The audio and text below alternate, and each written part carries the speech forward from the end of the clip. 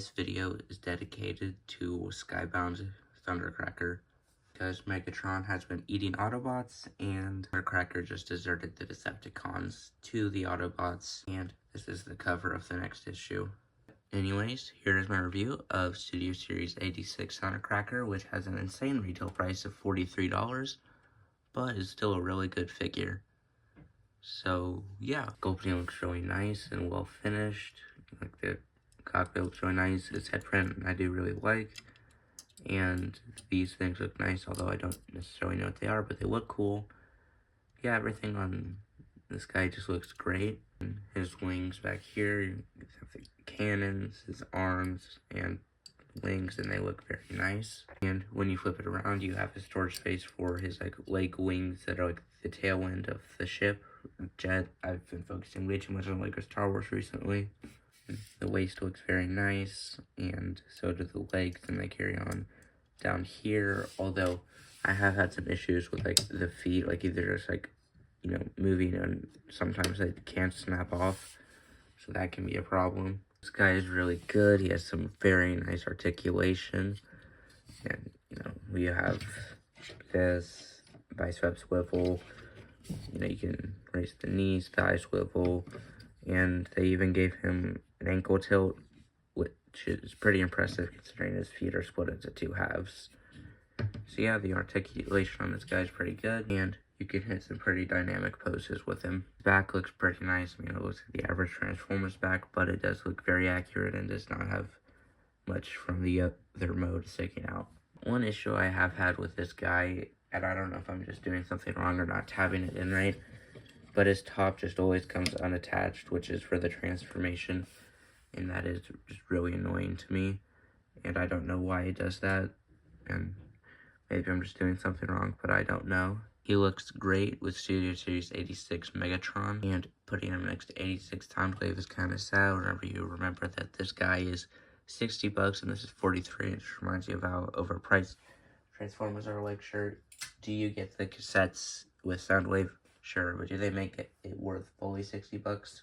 Not really, no. And here he is next to my other most recent Voyager class, and you can see he's slightly bigger. This is the comparison we've all wanted. This is him next to the Earthrise Seeker mold, and it just looks so much better. He just so much more posability. And this guy just looks so much better and doesn't have this part sticking out. And although part of me likes the detailed greebling more, I don't know, the sleek design just looks really good here. And he does scale really well with my other Modern G1 figures. They all look really good together.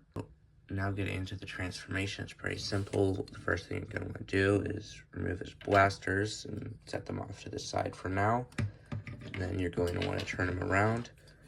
And then you'll remove these bag panels, and they want you to put them back on here, but I just find it easier to set them aside and put them on once you're done. And you can also see the untabbing issue from before, but now your figure is ready to be transformed. So you're going to want to take his arms and grab right here, and boom, like that, and then repeat over here. Then you're going to want to undo these things. Well, no, not yet. Frankly, I don't know what the next step is. But, yeah, so lift that part up, lift these guys up, and then fold this guy out, fold this part out, and, well, the first thing you're going to do is push these guys as far out as you possibly can. I recommend just sticking your finger in there, but if you have bigger hands like me, it won't probably fit. So what you're gonna want to do is remove this part and line it up right here, and then you can push it out, and then you'll line up the head. Well, maybe, and great, now it's falling apart.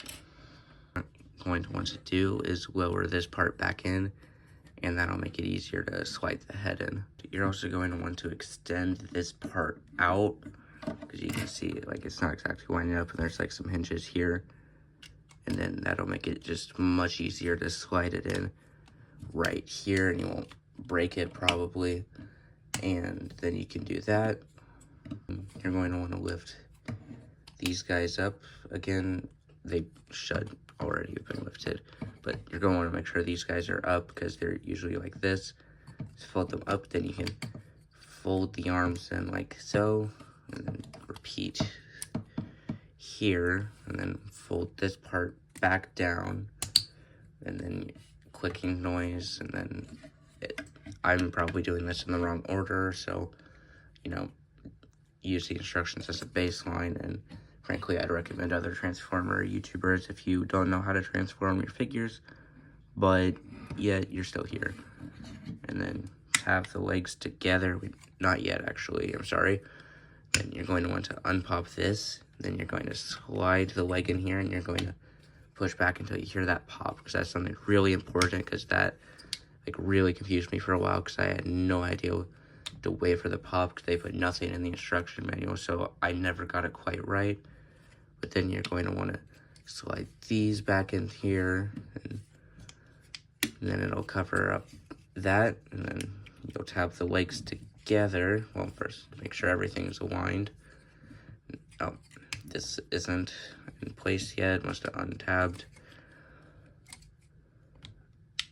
Like this, that, then make sure everything is right. And then you'll tab the legs together, and then pull this part back, which may be simple, it may not be, depending on how well you're doing this and if you have a camera on your face.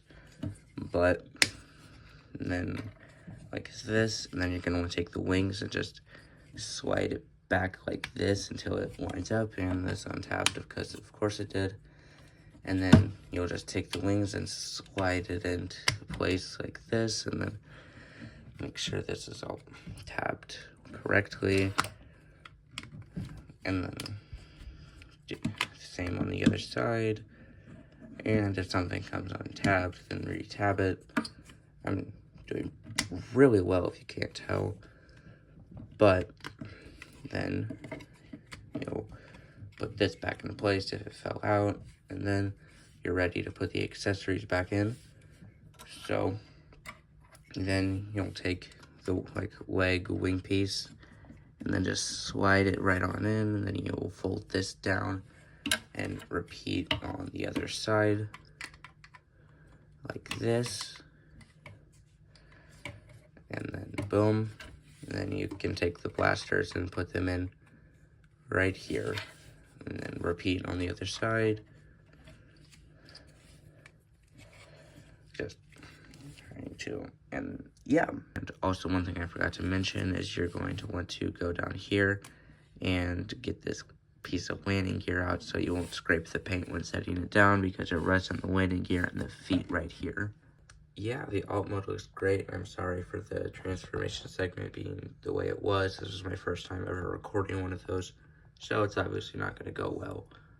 But yeah, this guy looks great. Like the detailing looks really nice, and it just flows really well. Like you can't even tell that this part isn't, you know, fully attached to the figure. And yeah, this just looks really good. And then comparing it to the Earthrise Seeker mold, it's already better because it has landing gear so you won't scratch the paint, compared to here where they just kind of said, eh. But yeah, I do think the new one just looks so much better and so much more well-flowing, because like this one you can just like tell there's breaks in the transformation, but this one it's harder to tell. But yeah, this is a great alt mode, but putting it back in robot mode is really nice, and it's much more fluid transformation than the Earthrise Seeker mold. And yeah, this is a great figure, but he is extremely overpriced at $43 for American. You know, if you live in other countries, you'll probably want to deal with the super expensive prices, because I think that this is an American only issue because of tariffs, but still, it's a hard pill to swallow for Americans, which is what I am. And, you know, this was a Christmas gift, but still, it just feels weird to think that, you know, these 30 bucks, but not 30 bucks, 43, sorry, it's super late and I'm really sick. But yeah, the price on this guy is pretty bad. this figure is so good, and it's probably the closest I'll get to owning a masterpiece for a long time. And it does definitely make me really excited for the potential remolds we could get for this guy. Yeah, this is a really good figure, although it being overpriced. I think I'm going to have to give it a 10 out of 10, excluding the price, and a 9 out of 10 with the price. But be sure to tell me your thoughts in the comment section below. If you enjoyed this video, consider leaving a like. If you didn't enjoy, leave a dislike. And if you're new around here, please consider subscribing.